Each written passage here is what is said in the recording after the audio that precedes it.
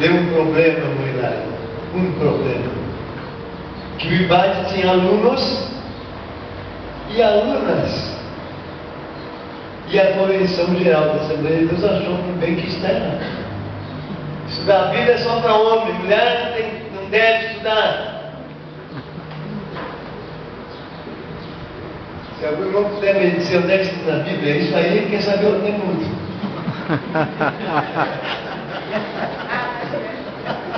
E nós não sofremos muita dificuldade. Eu estou muito feliz que a escola começou e iniciou com a escola cristã, educacional. Eu quero dizer para os irmãos obreiros, irmãos pastores, evangelistas, obreiros de toda a categoria, que o pastor, irmãos, de acordo com a palavra de Deus, ele precisa de uma companheira que esteja ao seu lado. Isso é bíblico. E eu dou graças a Deus que passaram aí quantos 3 ou 4 mil obreiros por lá na Árvore. E hoje estamos no campo de trabalho. Essa semana que passou, agora na quarta-feira, visitou uma irmã missionária que trabalha na Europa, num país chamado Albânia. Mas a Albânia é um dos países mais difíceis, mais fechados, mais complicados. Era uma ditadura que era dirigida por um ditador chamado Rocha. Não é Rocha, né? É Rocha, Magata. Eles alegam que depois de Stalin, ele foi o que mais matou os inimigos da Albânia. Milhares e milhares.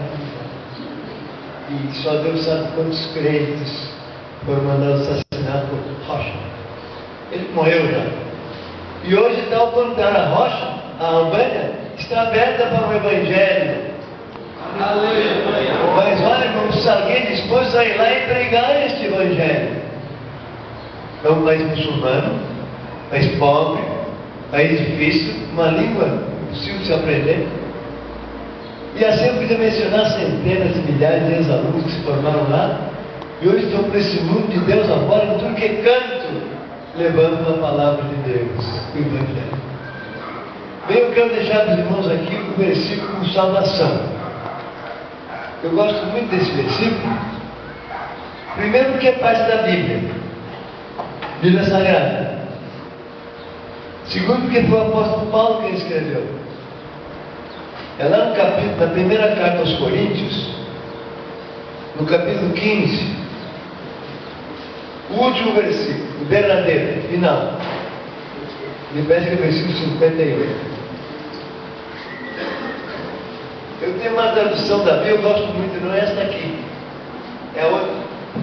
Mas eu vou ler como diz na outra tradução. Alguns irmãos têm a tradução igual. Primeira carta aos Coríntios, capítulo 15, versículo 50.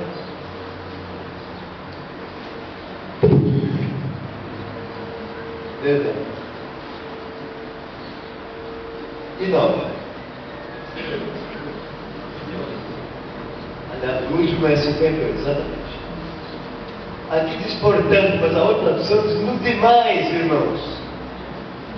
Eu gosto dessa tradução. No demais, irmãos. No demais, meus amados irmãos.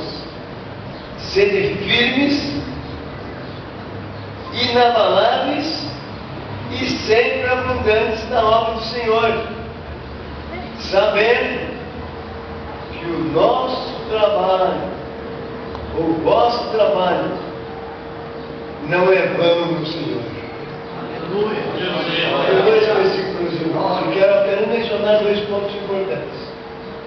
Essa carta, escrita aos Coríntios, é uma carta muito importante da Bíblia. Porque na segunda viagem missionária, que foi a viagem mais de altos e baixos, trancos e barrancos, dificuldades, muitos problemas, e seguir a vontade do Senhor, irmãos, não quer dizer que vai tudo mil maravilhas. O crente tem lutas, problemas, tribulações, dificuldades. Eu não vou entrar em detalhes quando chegou lá na província da Ásia, na Ásia Menor, uma província chamada Ásia, e a Deus apareceu um varão da Macedônia, com aquela roupa macedônia, com a roupa mais bonita que tinha do exército macedônio. E esse varão, se Paulo, passa para a Macedônia e ajuda-nos. Então, se um varão, uma visão, uma coisa de Deus, vai dar tudo certo. Mas acontece quando ele passou para a Macedônia. Hoje em dia, quando os pastores vão para algum lugar, já fazem uma reserva de hotel, né? Coisa normal, para ficar no banco da praça, né? Se bem que Daniel Berg e Narvin, quando chegaram no Belém do Pará, eles foram para o banco da praça. Está lá até hoje aquele banco. Sentaram ali, para dizer, Deus precisa até aqui, onde é que vamos agora? E Deus reservou um hotel para eles.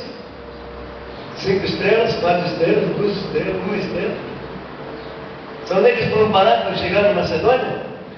Na cadeia pública de Filipos.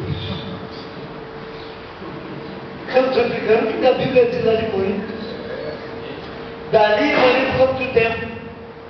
Ficou mais ou menos 3 meses em Tessalônica. Foi a cidade onde Filipe foi expulso de lá. Foi para Tessalônica e um grupo de judeus, um mês depois, quando é que Paulo foi? Vamos lá perturbar, vamos lá atrapalhar, está na Bíblia. De lá, eles saíram para fugir da cidade. Eu perguntei uma igreja, não sabe quem é que inventou o elevador? O elevador foi a companhia Atlas, ou companhia aí, vinda daquela grande Vilares, aquele que lá no pé Vilares, não foi nada. Quem inventou o elevador foi o apóstolo Paulo. Só que o dele só descia, não subia. Lá em Tessalônica, eles botaram um cesto com uma corda, fizeram o elevador para descer. Isso aconteceu assim, como estou dizendo. Nunca ouvi falar que alguém tivesse descido uma corda, um elevador com cabo assim.